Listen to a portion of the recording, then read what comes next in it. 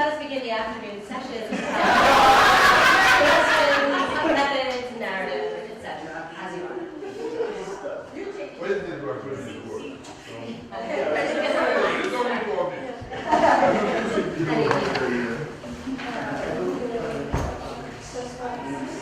So, yes, thank you everyone for being here.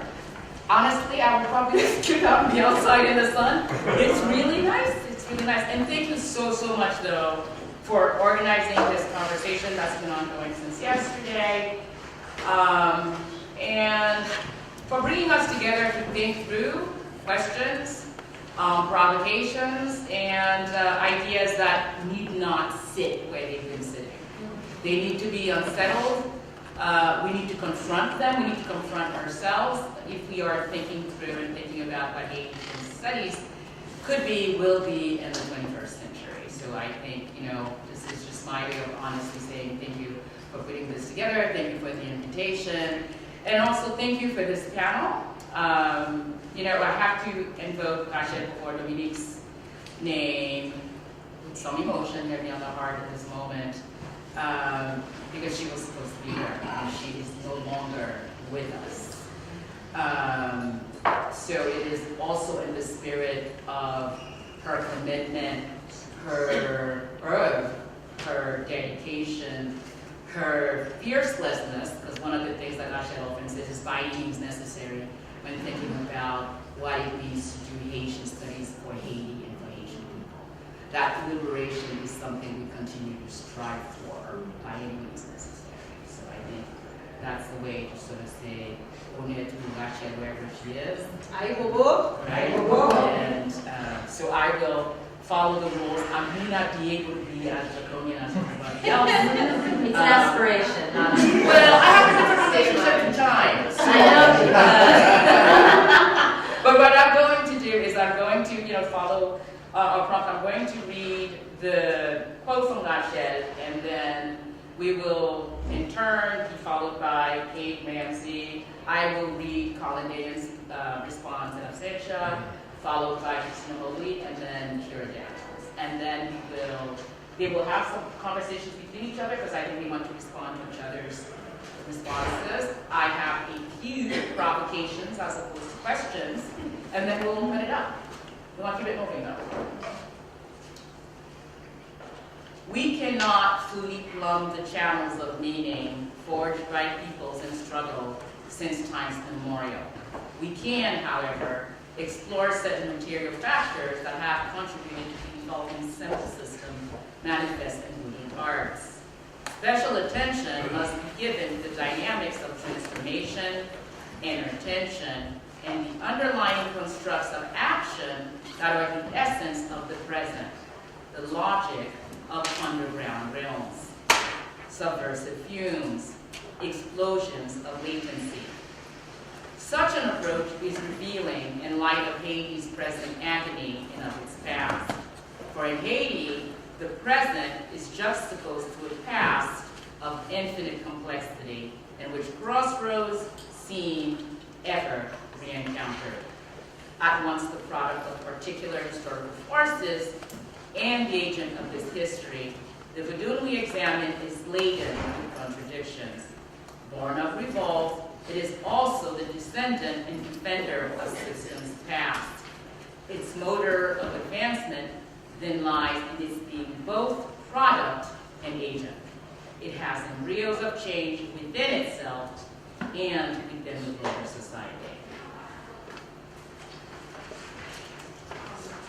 I want to thank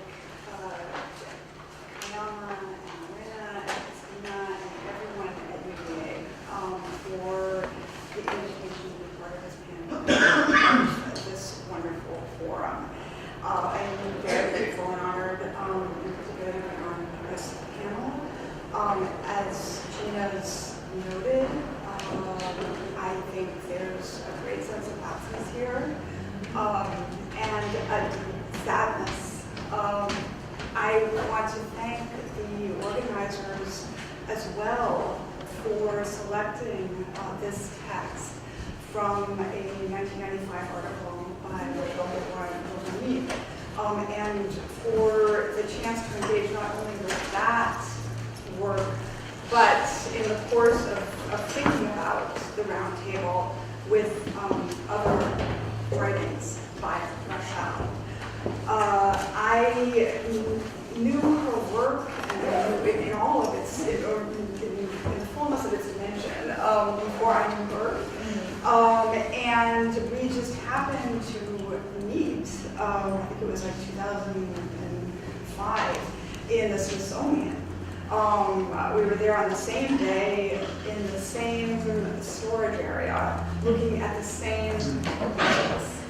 And that's where we first connected, and we had in some sense, a largely epistolary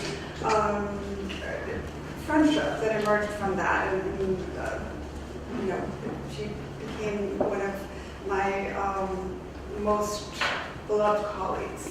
And 15 years thereafter, flash forward, Rachel and I traveled this time together back to the Smithsonian a couple of years ago, collaboratively, to study those same sacred objects that tell some of the same and some different stories of removal and dispersal of cultural heritage and national patrimony that we've been discussing already.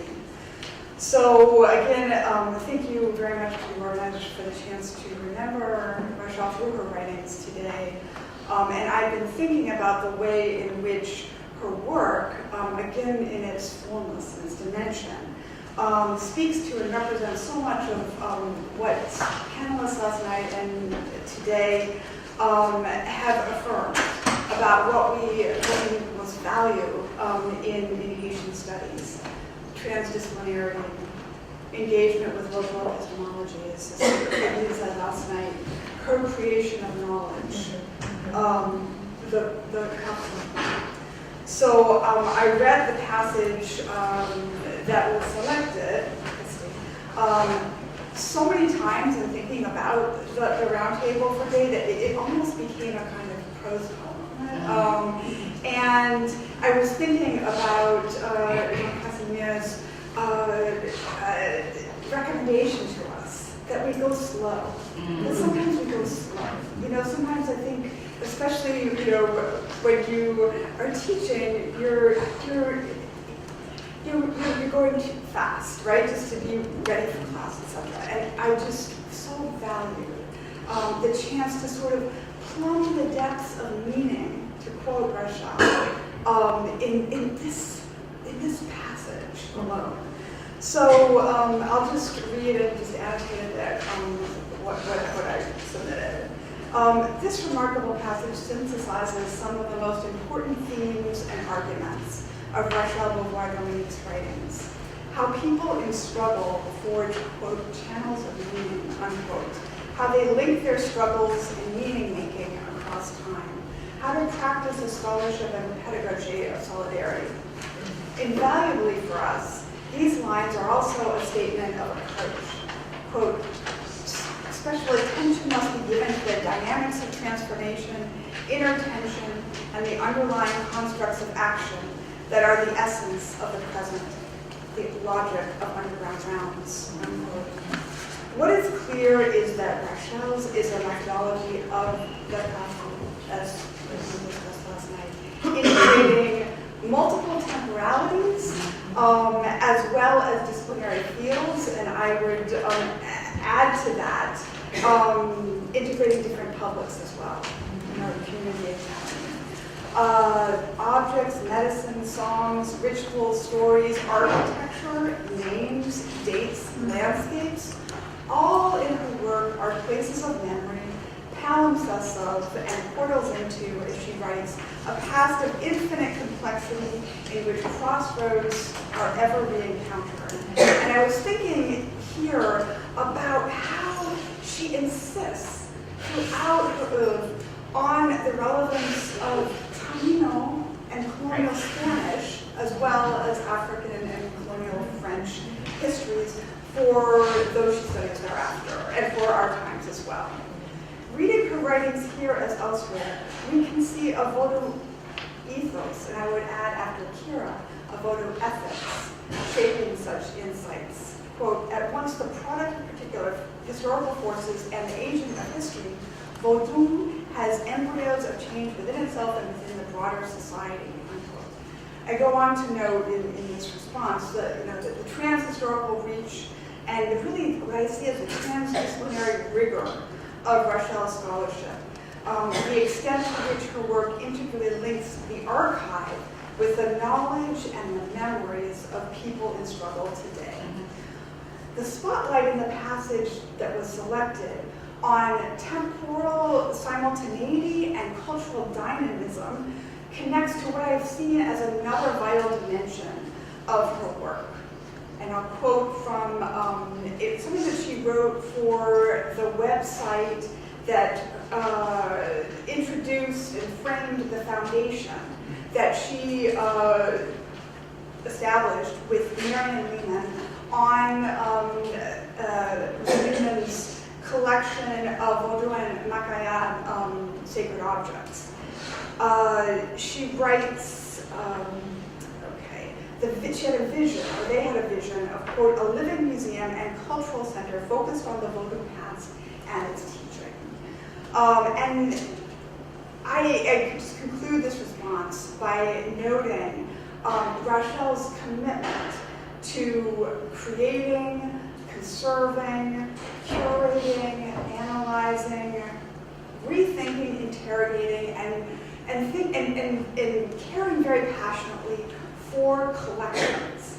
I think that can be a guide for us in both supporting the strengthening of collections in Haiti, as we've already been discussing, and in decolonizing museums elsewhere. And I think that she and I, and I'm sure many of us feel that those are joint and ever more urgent projects today. So I will read Colin's Key's response. And now wait, and the life of the spirit, sorry. And the days before her untimely death, Rachel before Dominique wrote me about her 9 dogs. If you've never been to the latency of those dogs, you missed it. Sent her blessings to my dog Stella and gave me advice about the service to my nette Tamala, the sweet snake god for waters, dogs, gods, and rituals of naming. Bonnet and princess, husband and wife, their 4 children, Siwoje, Tite Bunda, Petit Fleur, and Paolina. Then the last 2 kids, Sigri and Clementine, my beloved, who I saved from an early decease. It was fitting that for Rachel, the fit service for the gods went along with the discipline of care for all living things, human or non-human, animal and vegetable. The rules of the loi, the breath of dogs in law like love. We talked about the concreteness of Vodou practice, its obsession with details and fragments, with the very things that might seem to deny its force. If she had been able to visit Vanderbilt as we were planning, she might have discussed the law of the loi, or la loi, a subject that has long fascinated me. But what we most talked about was how experiencing the life of the spirit might guarantee a politics that is both rigorous and visible. The dead do not die. There is no beyond in the Christian sense, but rather a broken and obstinate communion between the living and the dead, as well as the tugs and the turns with those entities that are not human. Sensation, the inexplorable demand to be present, sets the terms for how we talk about creatively experience that affects the sensible or the reasonable, and the mean and the monopolizing spirit such legitimacy masks. Let us continue this conversation and commit to the rituals of living creatures, the law of the living, the law of the skin, ways of knowing that shove us into the gap of not knowing.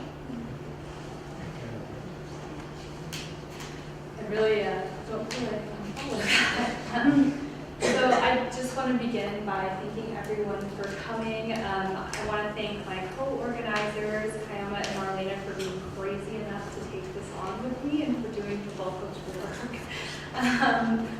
And yeah, it's something that I wanted to do for a long time, particularly this panel. So thank you all so much for being here. And of course, the panel was always meant to be organized around Rachel, who was very influential for me when I first started my research, staying with Jean Casimir. He put me in touch with Rachel, who did everything from like literally read my field notes and put me in touch with her father and give me contacts all over. And she's so crucial to the way that I approached my field research in Haiti, my archival research in France, and then my research in the DRC.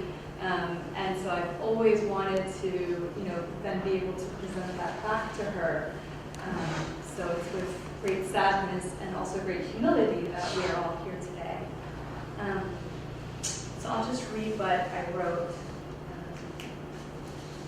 So it's such an honor. Oh, and I wanted to say that we came up with the same passage, which I think also says a lot. So it's such an honor to comment on this important passage from Rachel's work, whose wisdom and generosity taught me so much. As Rachel rightly asserts, during the Haitian Revolution, the institution of Vodou helped Africans from disparate regions to both come together as one, whilst preserving the specific cultural grammars of their worldviews. Vodou was and is a means of turning isolated individuals into a community, and there I refer to the Congo notion of slavery, vika, as someone who has been abandoned, who has been left, who is isolated, waiting to be reintegrated into a community. But of course, during the transatlantic slave trade, the institution of slavery was no longer one that integrated outsiders into insiders. It was one that turned captives into commodities. And so those in Vika ended up in Saint-Domingue. And so that's what I refer to when I say that Vodou, as a public healing institution, took these isolated individuals and turned them back into a community. So in that way, it was an antidote to slavery as a state of alienation. So as a cosmology, it both unites and also recognizes the varied worldviews of its small, cohesive communities of belonging in the non-Chon or Vodou nations. Its very existence is therefore an act of resistance, a statement of collective humanity in the face of dehumanization, of collectivity in power in the face of oppression. Before, during, and after the revolution, successive generations of elites criminalized Vodou to coerce and oppress the believing population. In so doing, they implicitly recognized the power of resistance embedded in Vodou knowledge and practice. Vodou is thus both the product and agent, as Rachel says, of this history.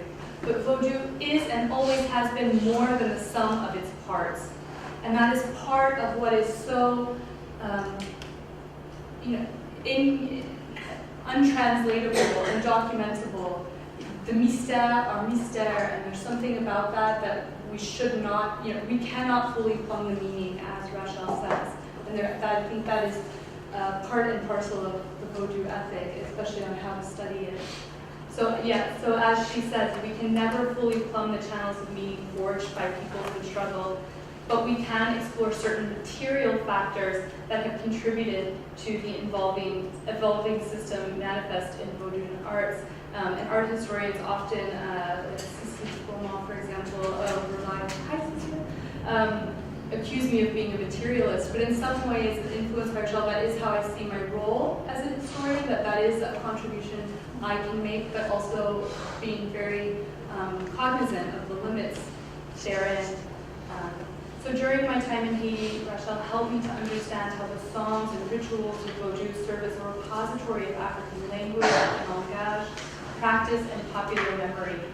This Vodou archive is a powerful source that can be used to recover histories of Africans silenced in the archive, and then to use those perspectives to reread the archive that does exist, to recognize African ideas, intellectuals, and worldviews coded in European misconceptions. This act of revealing and making legible non-European histories and with it non-European ways of knowing and being represents the ultimate fulfillment of the emancipatory history of the Haitian Revolution and the direct achievement of Haitian Vodou. Good afternoon, everyone. It is an honor to be here, to be present, to be participating in this conversation. I want to echo my fellow panelists in thanking the organizers for bringing this community together, and also to the members of the University of Virginia for such a warm welcome. It's my first time here, and it feels like there's a really strong sense of a collective identity. That's a beautiful thing to bear witness to. I also would like to note that Rachel Vodou was such a force, and I had met her as a child, going to ceremony at her father's house. I agree that the laku was something to experience during its heyday. The presence of so many different beings. When I say that, I'm really thinking about, Laku Maliani as a sacred grove, and as a space where there was a lot of exchange, there was a lot of dialogue, there was a lot of interest in welcoming different members of the community to this space. So we do this work knowing that Rachel is very much still with us. Nous dit merci, nous dit à Bobo Rachel, qu'on n'a toujours pensé sur, ou a toujours marché avec nous. I will go ahead and read my submission, and like my fellow colleagues, I'll mention a few other things that I have on my mind, and then I'd love to exchange and respond to each other's work. As a Black Atlantic religion, Vodou differentiates between knowledge and wisdom, particularly sacred wisdom, connaissance. Connaissance comes with divine responsibility and refers to empirical knowledge from the physical world, as well as wisdom from the ancestral realm of the spirits. Notably, Haitians often exercise reservation in revealing Vodou's preserved and privileged philosophies. Respecting this initiatory knowledge, how do we as native scholars and foreign academics acquire knowledge about religion? As cultural insiders and devotees, how do we discern what information, if any, should be shared with wider audiences? It is no mystery why Vodouisans appear reluctant speaking to foreigners. This mistrust reflects Haiti and Vodou's long history of exploitation by Western researchers. Haitian healers, artists, Mambo, and Ungan all know that their cosmological insights will fatten researchers' dossiers, while they remain anonymous informants with pseudonyms masking their identity and erudition. Respectful research methods informed by Vodou ethics indicate that to access protected knowledge, researchers must build trust in long-term relationships, displaying intentions to return with reciprocal gestures of appreciation. Let us be clear. These knowledge bases are not secrets. Africana traditions have long been accused of keeping secrets from outsiders and non-initiates, as if everyone is entitled to sacred knowledge when they have demonstrated no commitment to community. Such concern suggests that the West assumes all ethnic knowledge to be open access, as if wisdom ought to be downloadable for public access. And yet traditions such as Vodou, grounded in sacred arts and proverbial riddles, keep both insiders and outsiders dancing to ascertain ultimate truths. To advance Haitian studies in the next century, we must adopt a Vodou ethics, acquiring certain knowledge while protecting sacred wisdom, respecting Haitian elders and youth as cultural experts, privileging indigenous and initiate perspectives, honoring and citing Black, Haitian, and women scholars, contributing meanthfully to our communities of study, and demanding justice for Vodou as a 21st century global religion.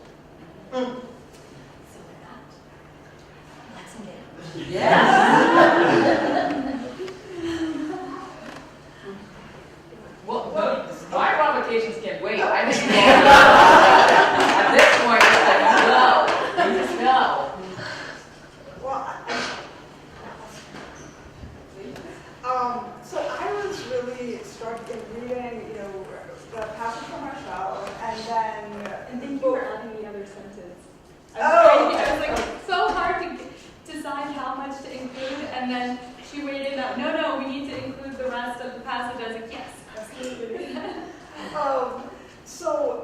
struck me that there were different but also very interconnected ways in which Vodou knowledge and Vodou ways of knowing are invoked across sort of all the writings that we have on the table and in the room.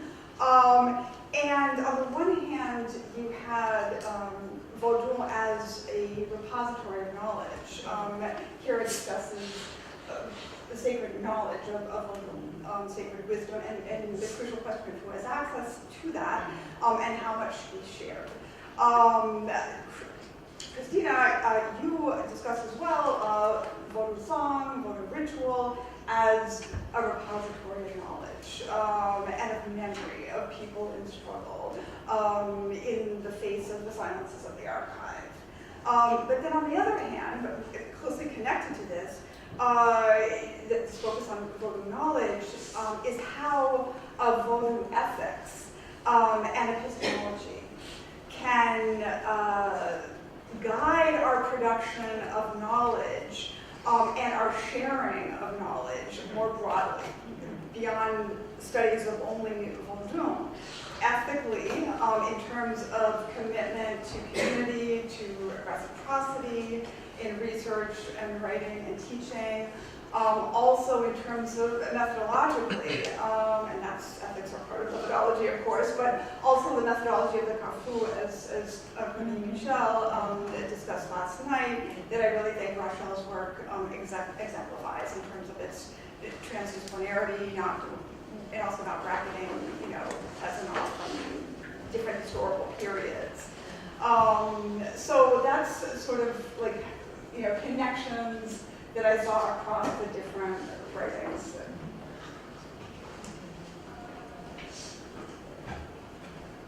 And to bring Colin as well, methodologically, and knowing that is not about mastering as well. You said not about mastering. Not about mastering. Yeah, I mean, I think that our attention to language there is so important. When we think about the different forms of language that we use to discuss familiarity with the topic, it's really interesting, right? I have command of a language. Probably you don't. I have mastered this subject matter. That demonstrates very little sense of humility. And we think about so much of what Vodou wisdom teaches us, and many world traditions teach us, is that in fact, to know a great deal is to recognize how little you do know.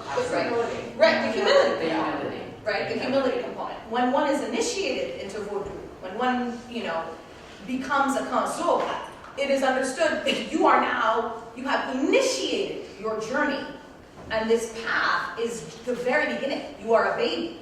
And you have so much to learn. People recognize each other by age, not of birth years, but of how long you have been involved and committed to the community and to the spirits. And I think that's a really interesting and different relationship with regards to one's familiarity versus one's sort of mastery over something. And then what in the academy, you so frequently hear, as a historian or anthropologist of the Caribbean, I would be identified, you're a specialist of the Caribbean, right? I think that kind of goes along with it, yes. Right? That there's certain places and subjects about which you can be a specialist, an expert, right? Whereas, would you say, like, my colleague is a specialist of France, or, Interesting. So, yeah, anyway.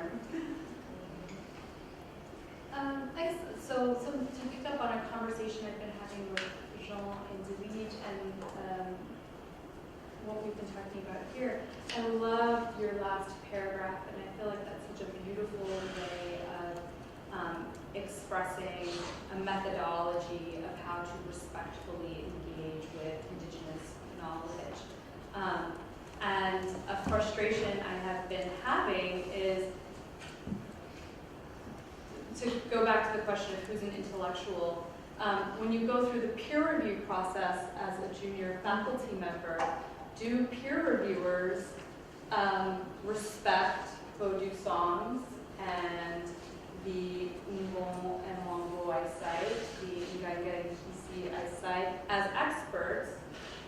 do they respect their voices in my work? Because I do feel, and I would love to hear feedback on this, I'm still writing, you know, but the approach that I have come to take, and Laurent will laugh at this, in grad school I really did not like anthropological works when anthropologists made themselves part of the story. Because in terms of new narratives, the new narrative that nobody needs is white girl goes to Africa or white girl goes to Haiti. That is the new narrative no one needs, right? But then at the same time, I do feel like I need to be very careful when I am speaking and when someone else is speaking. And I need to be and I want to give them credit for speaking. If they've asked for anonymity, that's different. But if I have interviewed and spent weeks working with specialists in the Miami rainforest, and I'm citing them as experts, I want it to be very clear that those are their words, and I want to transcribe them, rather than trying to appropriate that knowledge as my own expertise, which it's not. At the same time, then, are there, does that pose a challenge in terms of peer review? And in my experience, it can. In terms of people from other fields or people who work, I'm in history, so people work with written documents. If I'm trying to write a new history that's not based on written documents, or that's based on things that help me read written documents in a new way, it becomes very easy for them to then say I'm wrong, right? And so my question, I guess it's really a question, is to create this knowledge, to bring this to light, to recognize other kinds of intellectuals, to address the silences in the archives with new kinds of archives and new kinds of sources.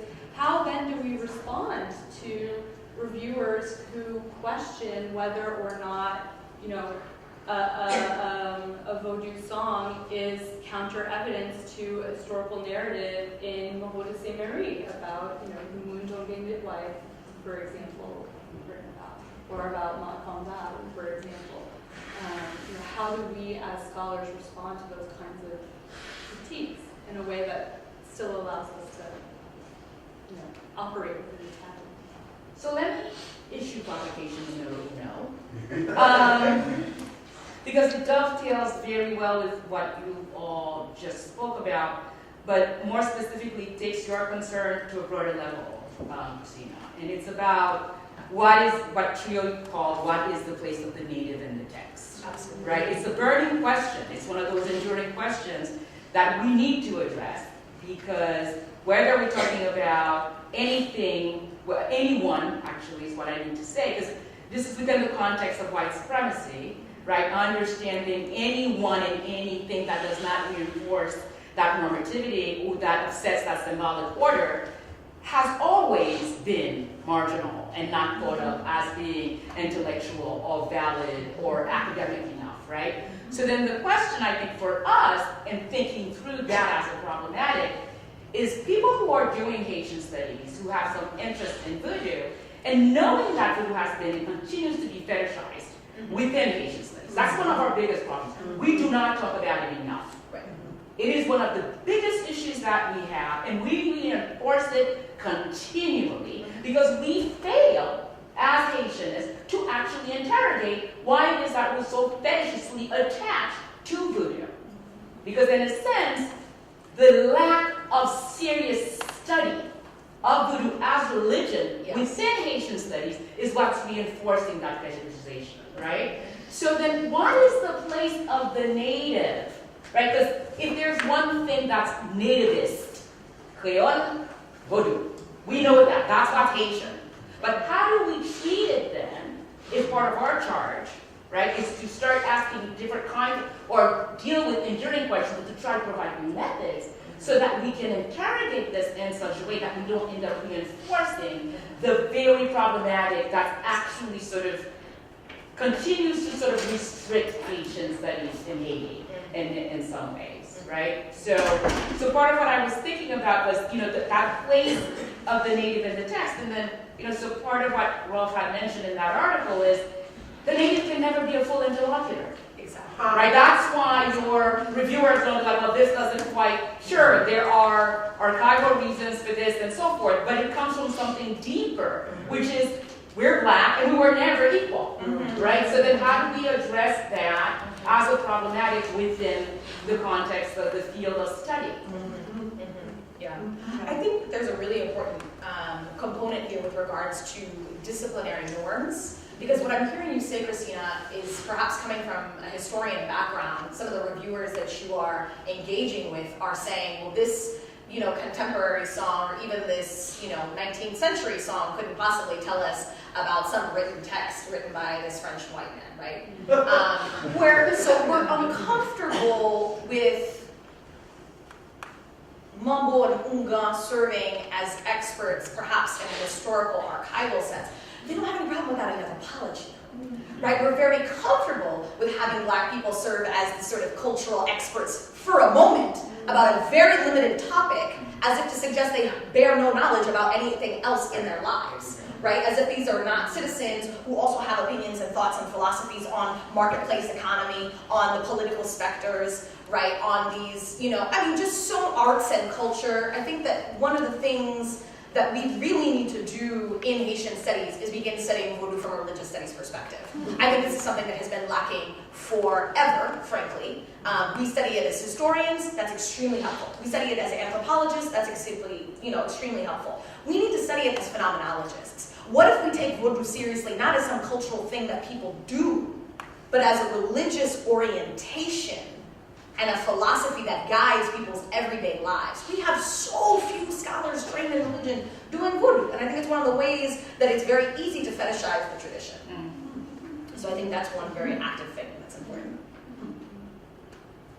Yeah, this is, I mean, I valuing this conversation and those that have led to it very much, and it's led me to some self-reflection, because you know, originally the title of the roundtable was Vodou Archive, and it's still Vodou Archive, but you know, there's other constituents added to that. And then there was a suggestion of Vodou epistemology, and I was like, well, that's not, you know, that's not what I thought. That's, other people do that. I don't know if I belong on that panel anymore. And then once I actually started reading Rachel did and getting, you know, reading this piece and reading others, it made me recognize all over again how that's fundamental. And I think that that is a sort of guard against fetishization. You know, if there's a very conscious understanding of one's way of knowing, one's methodology being guided epistemologically by, as you well put, a Vodou ethics, that is not fetishizing, you know? But to have that, I think it's precisely what you say, that there needs to be, you know, that as there already is. But, you know, we continue to look at Vodou's philosophy as medicine, as law, you know, all of the different crossroads that come together again. Yeah, if I can just build on that, I think that's so true that if, you know, as we were talking about this morning in terms of intellectual history and talking about the history that has been silenced, and that, you know, those groups who chose not to participate in the centralized political project being articulated by Toussaint Louverture and other elites did not do so because they were savages or uncivilized or, you know, all of these other words that have been used to denigrate people who choose a different way of living. They had ideas, and they had a philosophy of what community should look like, and what the relationship with nature should look like, and what an equitable market arrangement looked like. And there is a whole depth of intellectual history, of philosophy in those choices, and those not only don't show up in the written archive, but are very devalued in the written archive. And so I think that if we, you know, making the recognition that there is an entire philosophy here, there is an entire intellectual history and way of knowing and being here, that needs to be, one, recognized, and two, valued, and stop, just when the sources that you're reading against use words like superstition, use words like bossa or incivilisé, in a way there's so much weight of history, as you were saying, behind those words that, in a way it's more than, it's not in a way, it's much more than just an intellectual past at that point. I could issue provocation number 2. I think that'd be great. Provocation number 2. So Gabrielle Civil is a Haitian-American performance artist. She used to be somewhere in the Midwest, will now be teaching at Cal Arts. And a couple of years ago, we were having a conversation about Haiti and so forth, and then talking about stereotypes. And I'm mentioning this in part because we began with digital humanities. I think it's so important when we're having conversations right now, and in this setting about Haiti, that we think through, what the digital platform is. And one of the things that she had said was, well, all the stereotypes have been digitized, right? that's just true, right? All the stereotypes have been digitized. So in that context, then, visuality takes on a really critical component. Yes. Even if you're not a visualist, you end up having to become a visualist, because the image is going to precede everything. And I'm going to get slightly personal and just say, live stream. If I had like a dime for every time I had to tell someone, that poster, I don't think so. And people are not understanding that part of that intervention has to do with what does it mean that our continuous image of Haiti remains voodoo images if we're saying we're trying to create other narratives. And look at who's saying that. And I think it's a very important thing for us to think through because of the ways that we may be rhetorically challenging the narratives, but visually we're not unsettling them. So how much work are we really doing because of this misalignment, right? So I wanted to put that forth as well in terms of voodoo images, yes. Right? And it dovetails into provocation number 3, and then I'm going to be done, and then we're going to open it up. But it's important for me to sort of help to lay out the field for us to think about this also as representation. Absolutely. Because I think, we who do Haitian studies or Haiti files or aware of Haiti in general know how much images of Haiti persist, right? They persist, they persist, they persist. And part of the work that we must do is not just rewrite, question, but also unsettle. Because those narratives are so steeped in our psyches. They're in every museum you can possibly imagine. They're all over the internet, right? So after, I don't know which hurricane it was, some random person was like, well, they eat dogs in Haiti. Now, thank God for Black Twitter because people went after that person in 1 second, it was done. But the fact that by default, right, the place people go to by default is those old stereotypes. So the work then, what does it mean? What kind of work do we do? Yes. Can we do? Should we try to do to unsettle these images? And I think, right, I'm done. Well, I have lots of thoughts. I study material culture, I study certain arts, and I think that thinking about a lot of different images that have come to represent Haiti, but are not representative of Haiti and Haitian Vodou, are really, really critical. I attend ceremony in a New England temple, and it is a temple that has majority white initiates. That is my second project. I think it's really thoughtful to consider how it is that this particular house is attracting so many white initiates. It's because a lot of them have blogs, they post pictures, they invite all their friends, people drive up from Georgia. I mean, it's a really, really remarkable sort of environment. Well, anyway. And I think one of the things that is worth interrogating is how do you engage with white initiates, white women who get tattoos of Veve on their back. Vives are done of corn, meal, and flour because the point is that you open a portal, one dances for the spirits, and the portal is closed. What does it mean to ink that on your skin and not ever be able to close the portal. You do not speak the language of the spirits, you interact with them via translation. Ethics. I think that these are really critical questions regarding material culture and regarding these emblazoned images of Vodou on these pop culture images.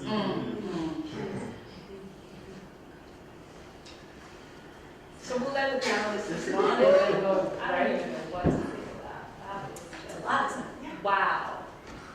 Yeah.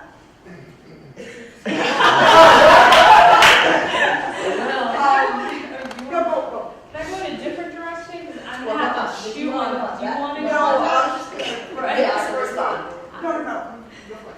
So I'm going to have to chew on that. If I can go to the first thing you said about all the stereotypes have been digitized, that is also true textually. Now, I mean, if I've been talking about how difficult it is to teach the Haitian Revolution in an age when all of my students can get on archive.org, and it's not just students, right? What is the Mundonge? Oh, let me put that in Google. Oh, they were a cannibalistic tribe from the interior of Africa. And look, they show up on this map. And then boom, right? Because that's all we need to do now to be historians is get on the internet, right? So on the one hand, you know, the digitization of historical sources is amazing. On the other hand, it allows people who don't necessarily, you know, in what way was it actually good that people had to do a huge amount of training in like how to read these sources critically before they were allowed to go access them? And now when we have all of these really problematic like travel narratives, many of which are just repetitions of earlier stereotypes, and Yes. people never left Paris, and their secondary or tertiary accounts written decades later, and people don't know that context when they access this on the internet.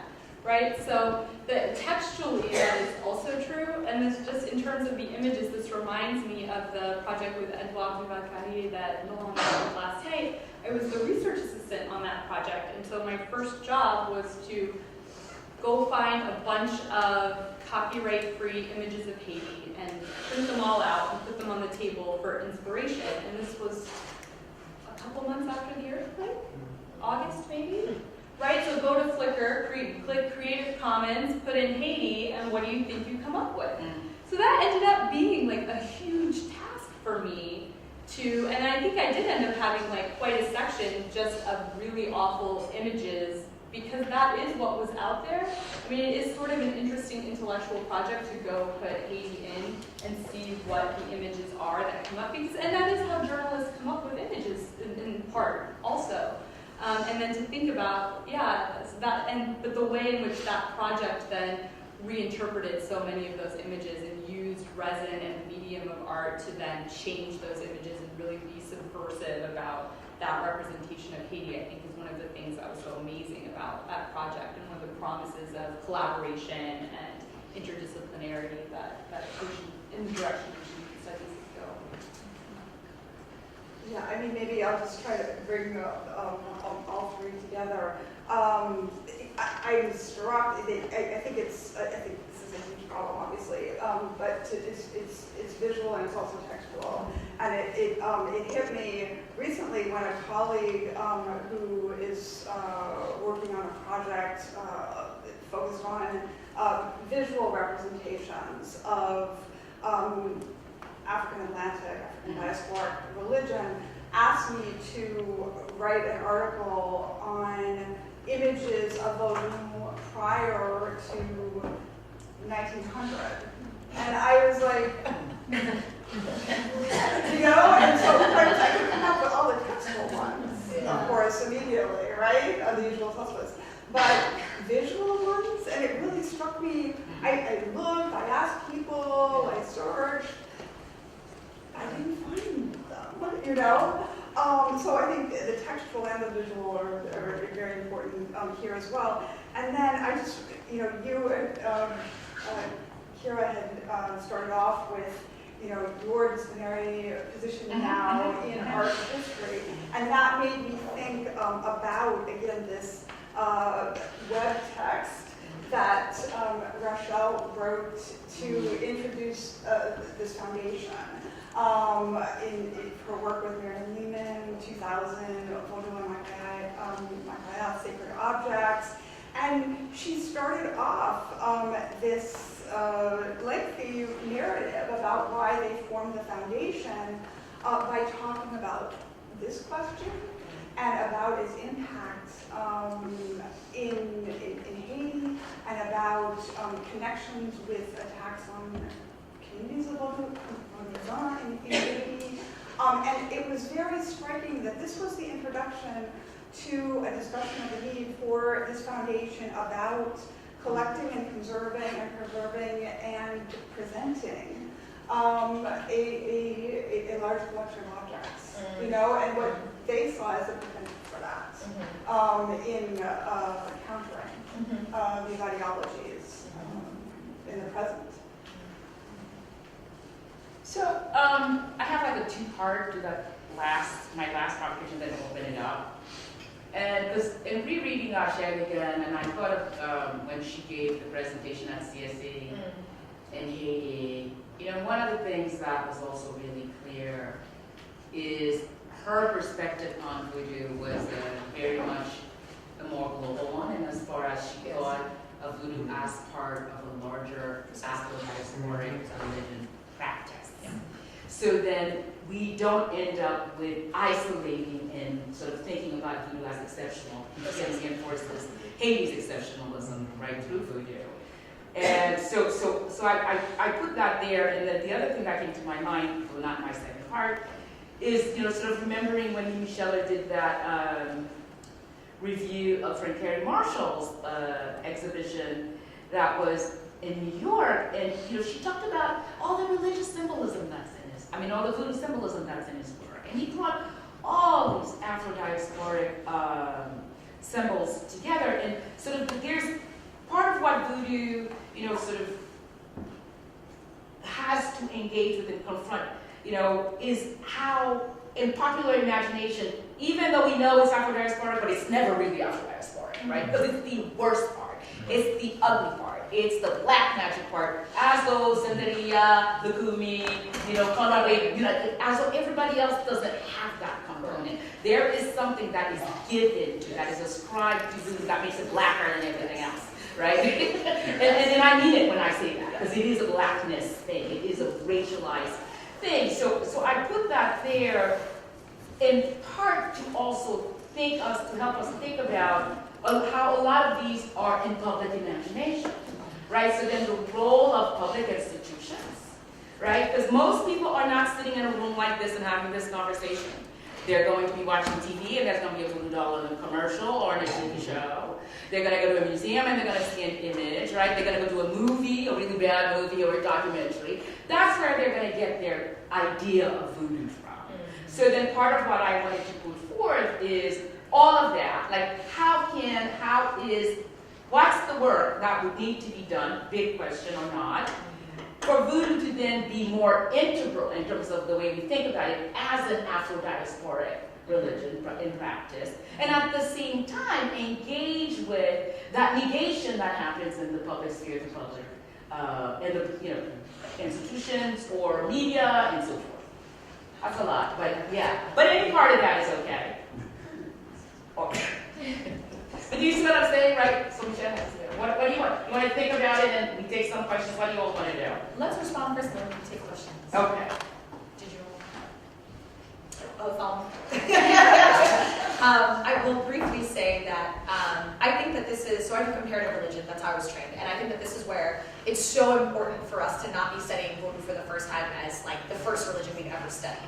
If we study African indigenous religions, if we study Native American indigenous religions, if we study African diasporic religious traditions, we're able to put Vodou in conversation with these other philosophies and these other ethical systems and these other epistemologies and understand how it fits within this, if you will, pantheon of world traditions. You know what I mean? And I think that that's enormously helpful in being able to understand why Vodou is so villainized in a different type of fashion, why it parallels other types of victimizations of black religions, black and white religions, but why there's something particularly quote-unquote sinister about it. you know. And then just very briefly to note about public institutions, I definitely think that we have to be very careful about the ways that we curate Vodou for the public. I will say this lovingly and respectfully towards my elder Asher Vodou, but there was an exhibition that she put together several years ago that was called Vodou. I saw it at the Chicago Field Museum, and I was infuriated because it was not a Vodou exhibition. It was actually an exhibition on Bizango. And I think it was really misleading to suggest that it was, in fact, on Vodou. Bizango and Vodou have a deep relationship and a long, you know, history of working in tandem with one another, but they are not to be conflated. And anybody who is from Guinea will tell you that. Anybody who is from a société will tell you that. And so I think, you know, you walk into the space, it's all black and red, and I was like, this is terrible, this is what people think Vodou is anyway, and it's actually not Vodou at all, you know what I mean? And so I think we need to be very mindful. I don't think Dominique actually told me, she's like, you know, nobody's really done anything on Bizango since the 1980s when I published my book. Maybe you, and I was like, no. I said, we have not even gotten to an advanced and sophisticated stage in Vodou.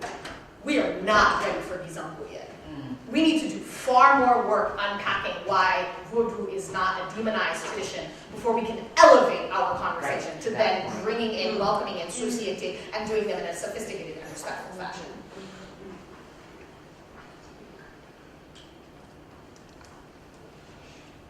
We have 2 comments from the internet. From some religious studies scholars. One is Lucien Joseph, who many of you know. Yes, you see it. So he says, while Vodou ethics is a part of Haitian ancestral heritage, the religious experience of the Haitian people and that of their ancestors is not monolithic or homogeneous. Certainly. To promote one particular religious expression as the only existing heritage of the Haitian is to undermine the pluralistic world and the diversity of our ancestors. The Haitian people need to embrace the rich religious diversity that has enriched the Haitian experience and ideology. It includes these 3 phenomena: African traditional religion, the Christian tradition, and the Islamic heritage. I'll read the second one, and then you can respond. This is Paul Macombe. I believe the ethical principles of Vodou are no different from the ethical principles found in the radical Christian tradition. So you want to respond to those things. These are not my comments. The answers are excellent. Yes. Panelists?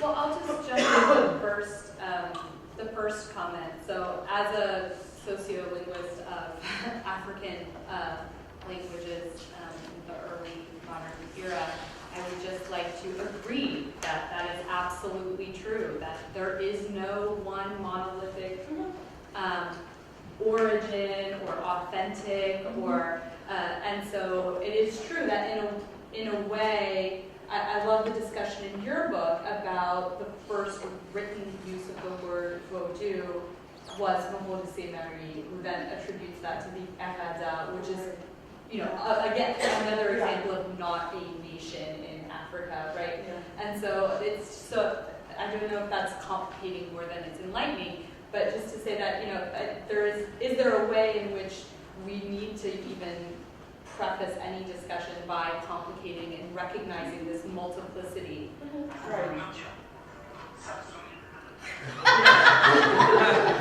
That there's an objectification going on there in the nomination.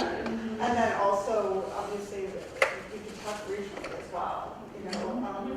Yes. Right? So that's a very important consideration too. So to what extent is, like, you know, I've been like interrogating the discussion here, the idea of a Vodou ethics, is that homogenizing in a certain way, or is that actually,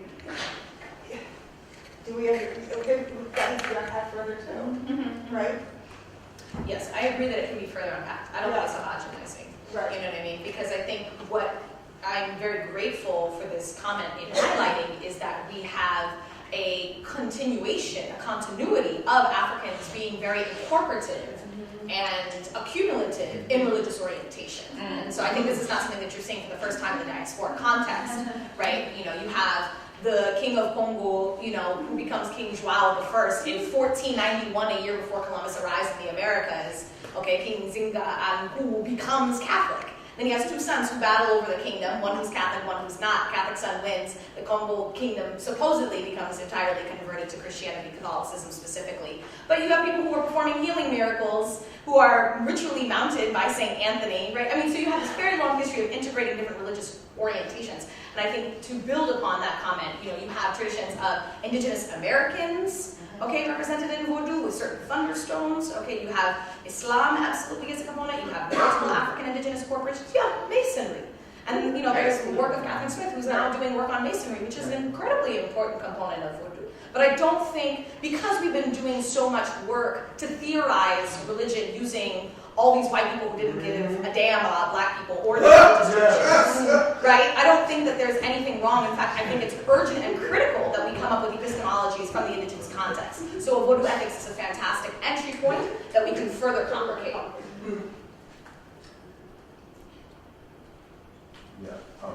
Well, Michelle first, I think. Right, are you done, Kate? All done? Should we open it up now? Yeah, Michelle and then... C'est intéressant, il y a des questions difficiles que vous soulevez. J'ai un côté intéressant, c'est vous parlez de l'importance image, et vous parlez sur le musée, et vous me très mal sur le musée. Donc, comme vous participez dans le muséum britannique, le muséum, avec un bout là, une article qui est avec les circuits. Donc, même on continue à commenter sur comment quelle place pour un temps de vol en Haïti, quelle place pour un ça dans le musée britannique. Donc, il va avoir connaissance que son propriété haïtienne, on a démontré mon choix qui est fait, donc il prend un temps pour le musée. Donc, comment on voit ça? L'autre question pour vous, qui est intéressant, c'est pour qu'on commentaire sur on verrait son portal qui se posait ouvert fermé, donc il va dire sur décoration, sur le monde. Mais dans toute la religion, nous avons un rapport qui est assez intéressant entre cadre artiste avec religion. Donc, en Haïti, quand il fait un carré,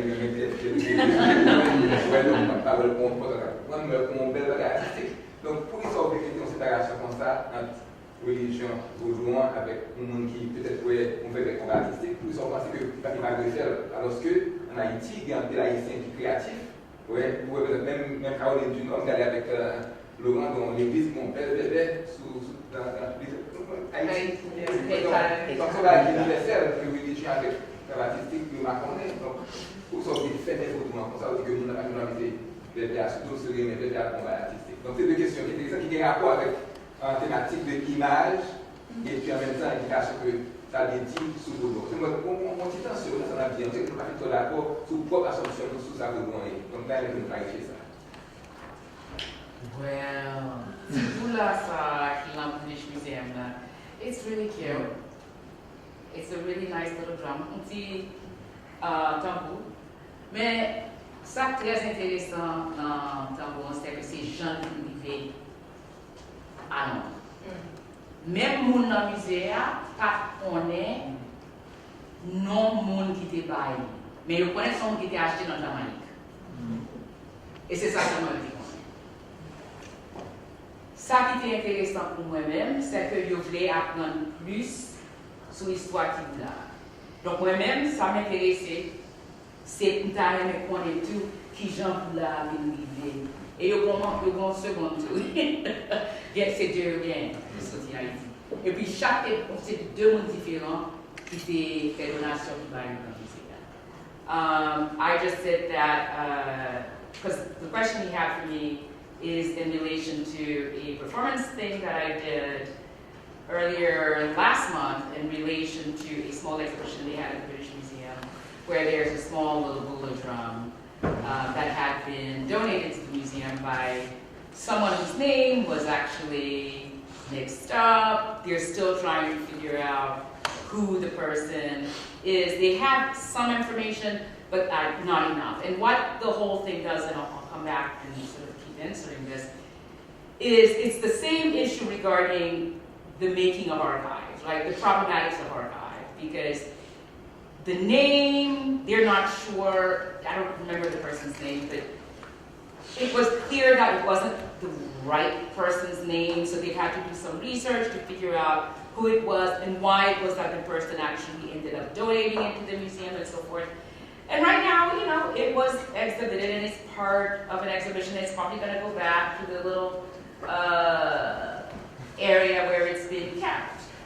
I had a conversation with Gachet about the drum because once I found out about it, and they reached out to me. I was surprised that they did. They also talked to Kate, and they wanted to have us who are Haitians in some ways sort of speak to the meaning of the drum and so forth. And I was very clear about what my role and what my interest is.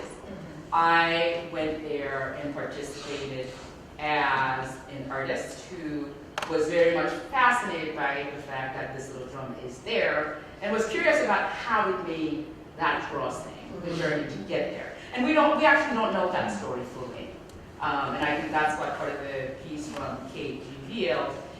But what I'm hopeful about in a very concrete way is that the door is not closed in terms of the conversations we can have about this piece.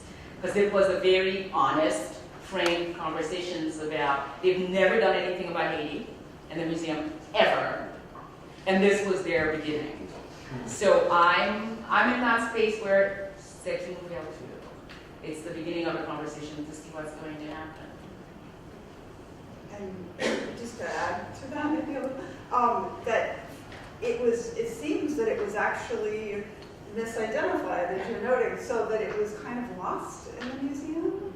And this is part of the impetus of the kind of work that Rachel and I have been doing, is that you know, in order to kind of get to the point where you can denationalize for the public the fact that these objects are in these museum collections, we have to know that they're there, right?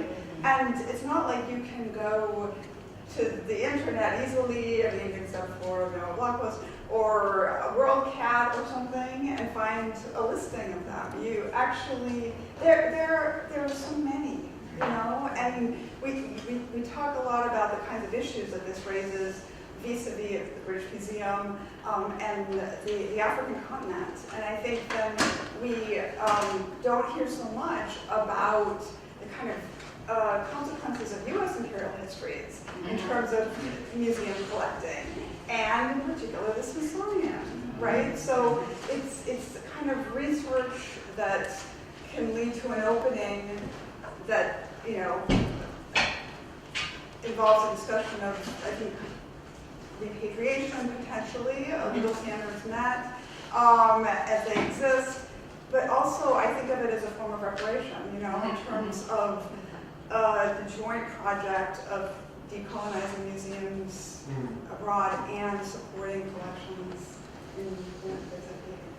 And just to add to that, because what was fascinating to me was the lack of knowledge on the part of the people there in terms of what's actually there. Because I said, well, how many drums do you have? And they were like, drums, period. There's something like almost like 800,000 entries. But it doesn't mean it's that many drums. It's just the word drum shows up in the document. It could be something like, you know, a few hundred drums from all over the world. So, and it goes back to what I think we were talking about earlier about archives and the digital humanities panel. There's so much work to be done because guess what? They're not going to do that work. That's their holdings. Those were items that were stolen in many instances, that were rightfully purchased in other instances, right, under certain kinds of conditions. So if there's an interest in really trying to figure out what's there, so much more of that work actually comes back onto us who actually have the interest to start interrogating. And I was actually surprised that, you know, I'm not surprised, but I was surprised because they have a new director and he's like, he knows this is a day of reckoning. He gets that we're living through a decolonizing the museum moment. So there's more of an openness there. Yeah. I can just mention James Del Borgo's book, Right. Collecting the World, Right. Which has now come out, and it just is a remarkable and I think very important contribution in terms of telling the history of the founder of the British Museum, Hans Sloane, and the way in which both his collection of objects and his creation of networks of people who sent him objects like the Akan drum, which was a similar history, is absolutely 100% embedded in the history of slavery and the history of the slave trade, and then later in the history of colonization. They are inseparable. And so and the conversations that have happened in the British press around the publication of that book, I think, has also really caused a real reckoning with this history. Bon, merci un peu. Oh, je vais on be brief. Merci un peu pour question, pour question des gars. On dit que... Ouais, pas grave ça. On pas dit que qu'on est un étudiant, c'est un chercheur hors religion. Donc on pas jamais dit que pas une relation sacrée entre or et vaudou. Mais ou même, ou à côté VVA sous chemise ou c'est haïtien. Si on va différent. Si vous avez un monde qui c'est un étranger qui ne parle pas ni français ni créole, il va saluer monde dans temps. La vidéo là, la recorder sur audio, il va mettre ça dans thèse, il va même saluer monde. Qu'on est gens que nous apprécions le respect de la tradition, pas nous, ça c'est un problème. So to be very brief in English, I think it's a contextual matter of who gets to wear what and in what fashion. If you don't know the invocation that goes along with a VV, because even though you're initiated, you don't know how to speak the language, you don't know how to greet elders in the room, you don't get to tattoo that on your body. And then Vodoun, and then, lots of questions.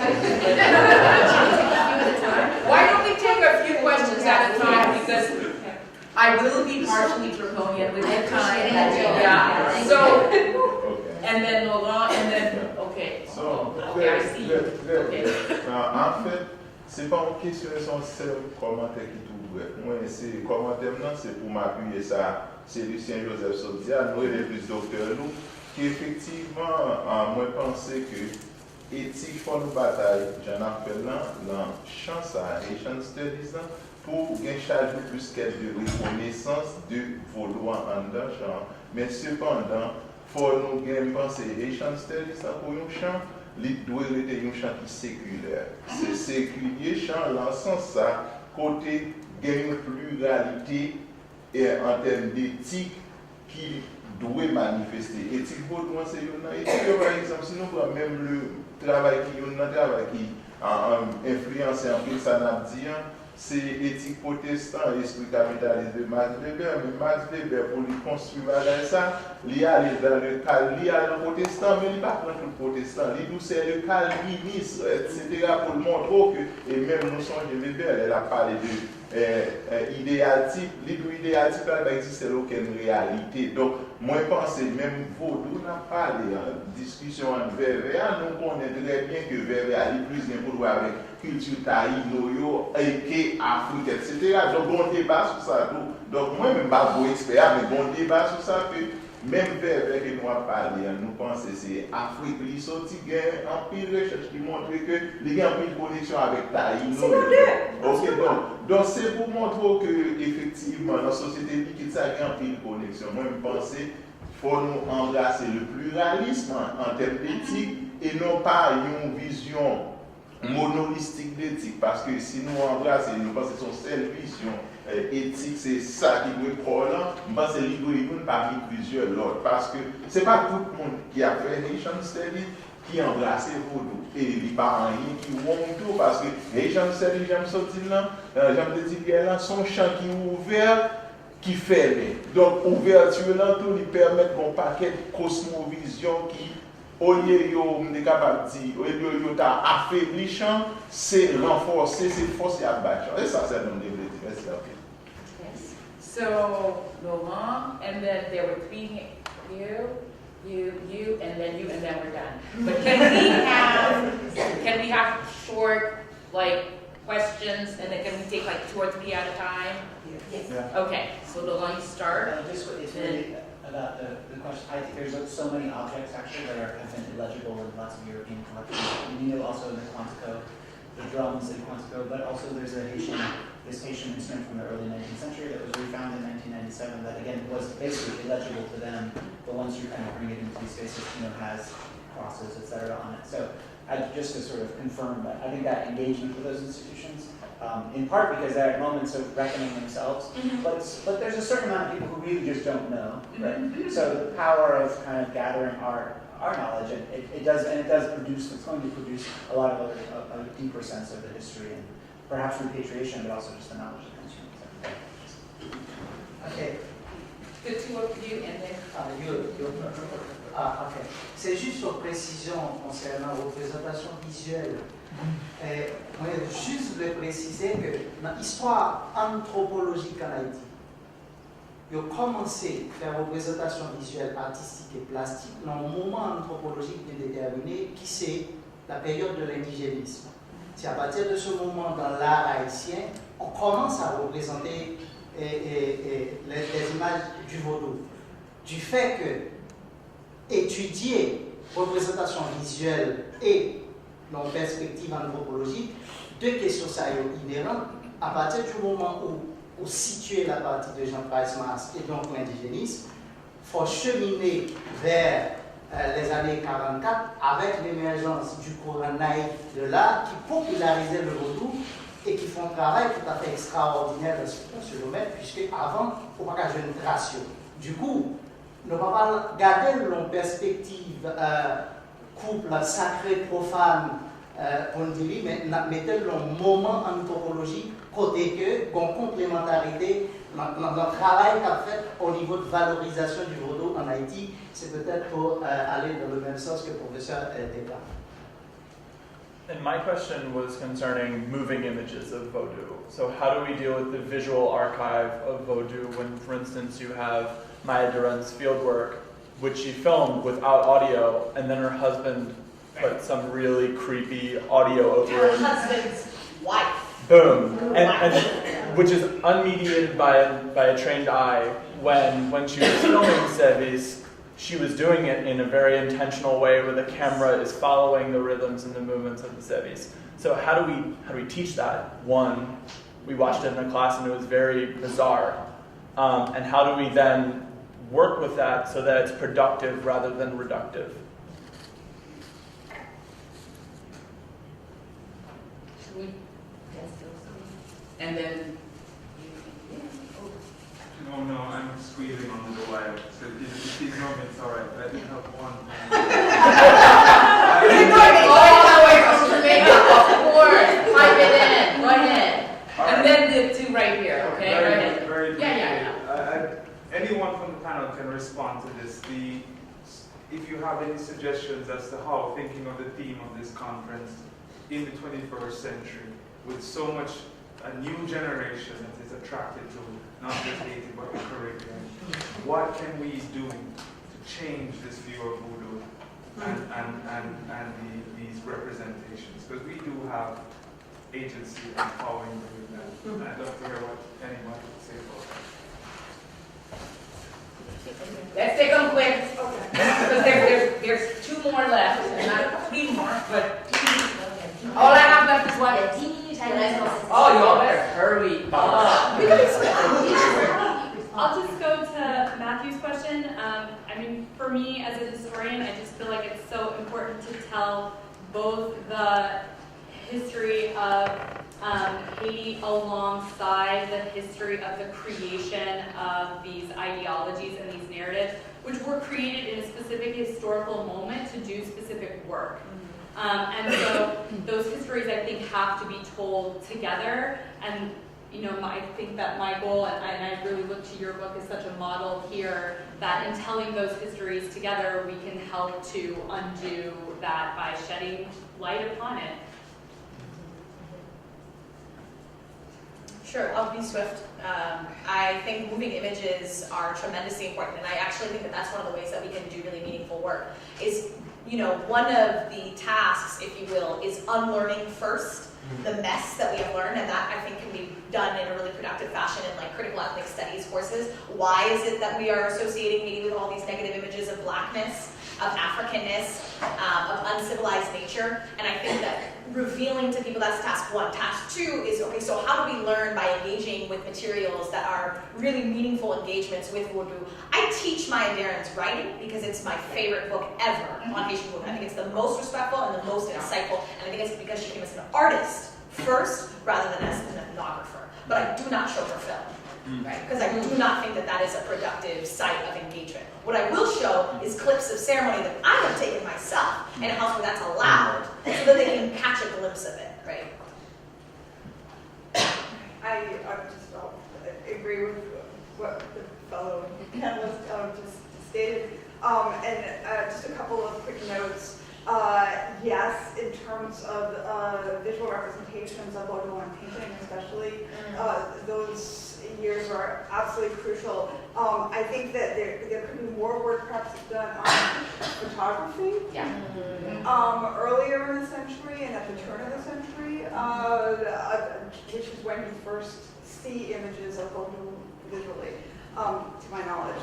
And then I'll just, in terms of your question, Matt, I just have there's so many ways, so many things you could say to that. But one action item, if everyone could write to the Oxford English Dictionary and urge them to rewrite their definition of voodoo, because we found that people refer to that as justification for continued use of the four rows, and it's extremely problematic. They've changed it slightly, but they're revising they're creating a new edition now. So the time is of the essence, I think. All right, be quick. No, hold on. Ooh, a student. Watch your photos. I'm so sorry. Look at how young you look. Egg on my face. Egg on my face on camera. Oh my God. I'm so sorry. Wait, that was the one. Just so I can look at your question in. Hold on 1 second. Oh my God. Egg on my face on TV. Alita, Claire, Cecile, and then you. And we're going to make it quick. Swift. Great. Thank you all so much. I'm learning so much as a student.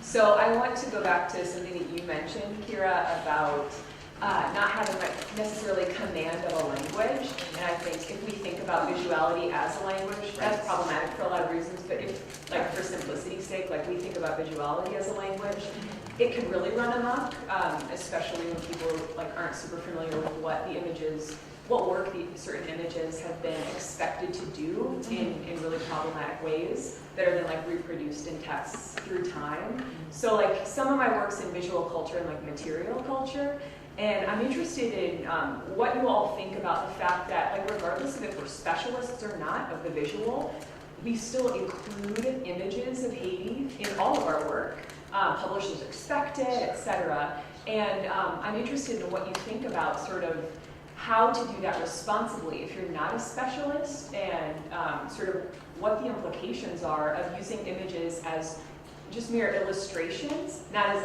data that are active and alive themselves.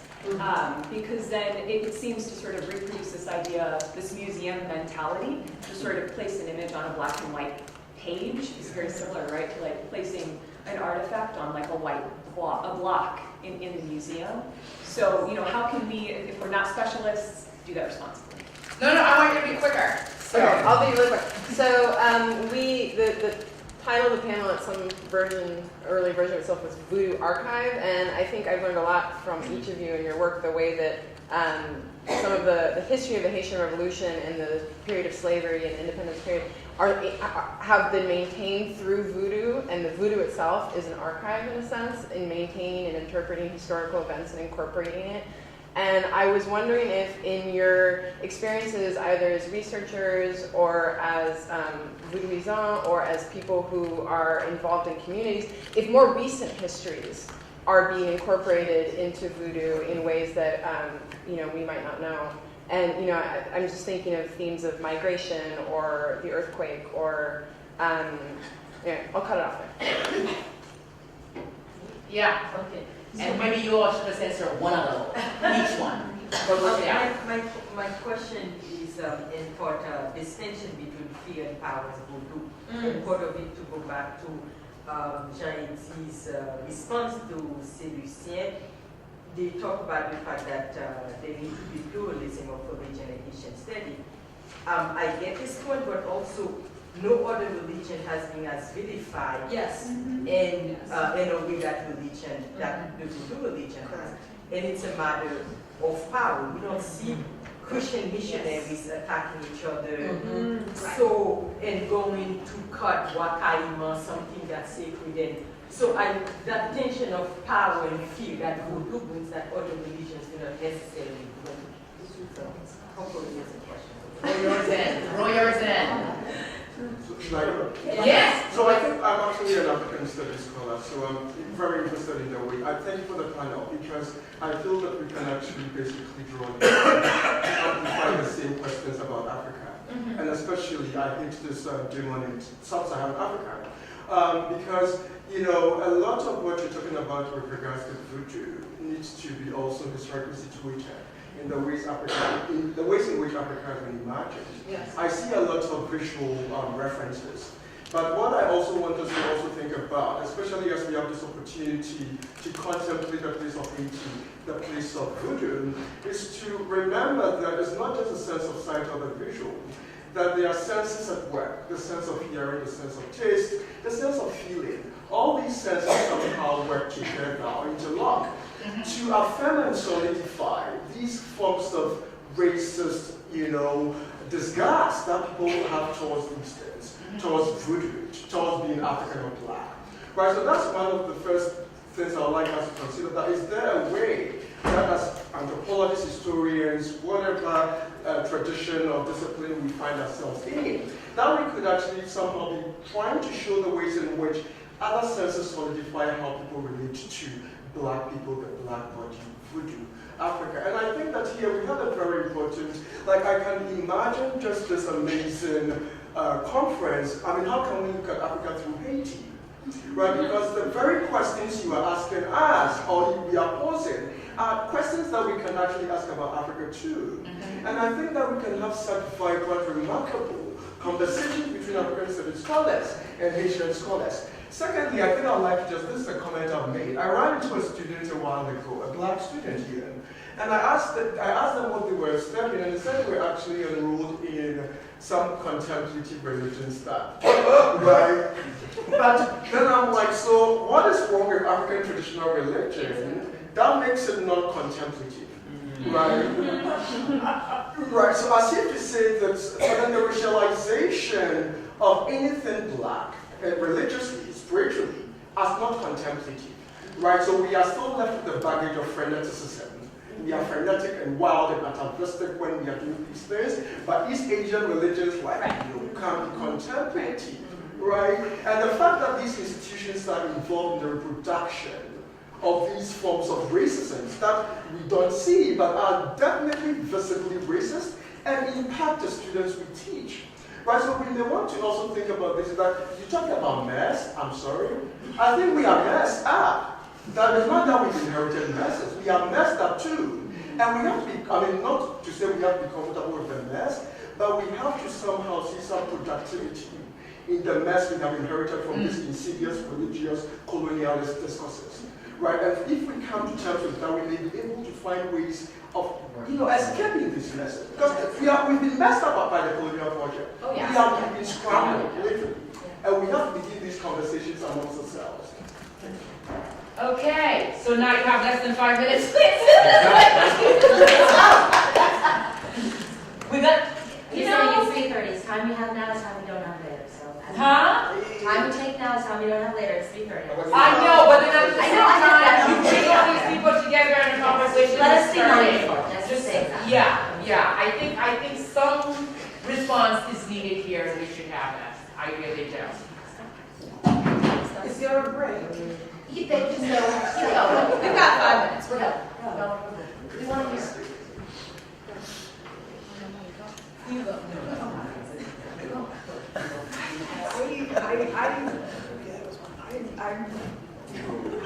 was a lot. I feel like yes. I feel like yes. You I mean, all of this.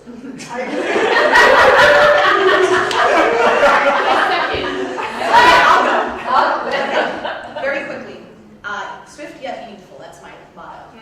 To the first question, I think that we have an enormous responsibility with regard to our use of image. And this is where I think journalists need to be called to task. I don't want to see any more journal articles where they have some stock image photo of some person with their eyes rolled back that could be anywhere in the world, including a white Pentecostal church in the United States of America. Amen. Okay? I don't want to see that anymore. You have a responsibility, ethically speaking, as a writer, to be thoughtful about the images that you incorporate in your work. We do too. So that means take your own pictures, ask whether people want to have their pictures taken, use captions, ask if they want their name to be included or if they don't. Or if you don't have that task and skills, fine. Find someone whom you respect and you trust and use their pictures. That's my comment. With regards to Claire's note, yes, there are new histories being incorporated. So for instance, in the house in which I work, in Jacmel, there was an enormous vigil that took place after the earthquake. And there was this, memorial service, this quiet ceremony that was just for the house to do healing work, where people just collectively mourned and collectively dialogued about the way that this would impact their community and their life. And it's not necessarily as if, a new spirit called Vodou has, been called in the pantheon, but the fact, and I will quote Jinafi Nayulis in noting this, the fact that, I had an argument with a copywriter because they were saying you can't use the term moniker or nickname for the term Vodou. And I said, no, it is a nickname. Because they have humanized it, they have personalized it, and they have claimed it as a responsible exchange to say that this is part of our history, this is part of our reality. To Dr. Cece's point, I'm so grateful that you brought up this connotation of fear and power, because we cannot discuss the fact that, of course, Vodou is not our only history, it's not our only reality. We have a plural religious experience, but it's the only one that's demonized in this way, and it does not have a seat at the table anymore. And then finally, thank you so much for this notion of bringing in Africa into the conversation. How can we understand Haiti through Africa? How can we understand Africa through Haiti? How do we understand Africa is not a country? It is a continent with 55 plus nations. Okay, and I think it's so important to think about what are different African conceptions of Haitian religious orientation. Whereas in Benin and in Nigeria, they're very familiar with Yoruba traditions in the Americas. The place that I worked in, Kikwit, Democratic Republic of Congo, they had no idea about Vodou. I had to explain what a wa was, and they're like, so, kind of like a saint. I said, well, sort of, yes. We also have, and they were like, well, the ancestor, so that was such a fascinating one because there isn't that religious tourism. You don't see that community engagement. And I think the last thing I'll note is that it's enough that we begin saying it's a problem to identify Buddhism, Confucianism as philosophies, okay? Because they're philosophies that also have rituals, making it a religion. And I don't want to hear anybody talking about Vodou as just a practice, okay? Because we have philosophies as well, so it is a religion, and people are devotees. They're not just practitioners who do things. Thank you. Oh my God.